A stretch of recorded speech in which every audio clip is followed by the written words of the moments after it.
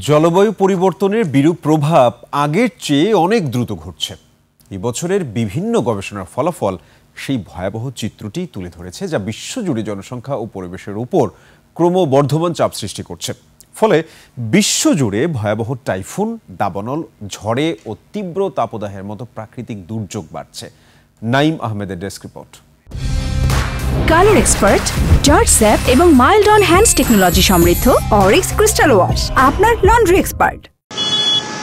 June মাসের একটি গবেষণা অনুযায়ী বৈশ্বিক উষ্ণতা এখন প্রতি দশকে 0.27 ডিগ্রি সেলসিয়াস হারে বাড়ছে, যা 1990 ও 2000-এর দশকের চেয়ে প্রায় 50% দ্রুত। এর ফলে সমুদ্রপৃষ্ঠের উচ্চতা এখন অনেক দ্রুত বাড়ছে, প্রতি বছর যা প্রায় 4.5 মিলিমিটার।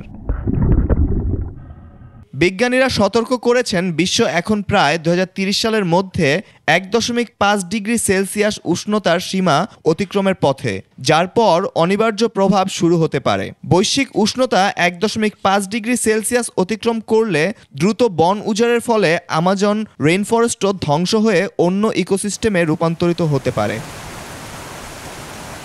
গ্রিনল্যান্ডের গলিত বরফ ইউরোপের শীতকালে উষ্ণতা বাড়ায়। আটলান্টিক মেরিডিওনাল ওভারটার্নিং সার্কুলেশন নামক মহাসাগরীয় স্রোতের কারণে দেখা দেবে জলোচ্ছ্বাস। অ্যান্টার্কটিকায় সমুদ্রের বরফ কমে যাওয়ায় সূর্যের তাপ উষ্ণায়নকে আরও দ্রুততর করছে। দাবানল বিশ্বব্যাপী একটি বড় বিপদ। 2023-24 সালের মার্চ থেকে ফেব্রুয়ারি পর্যন্ত প্রায় 37 লক্ষ বর্গ কিলোমিটার এলাকা পুড়েছে, যা ভারত ও নরওয়ের সম্মিলিত আকারের সমান। যদিও এটি বার্ষিক গড় থেকে সামান্য কম, কিন্তু এবার কার্বন ঘন বনগুলি বেশি পুড়ে যাওয়ায় কার্বন ডাই অক্সাইড নিঃসরণ হয়েছে অনেক বেশি। এদিকে তীব্র তাপের কারণে মানুষের স্বাস্থ্য ঝুঁকিও বাড়ছে।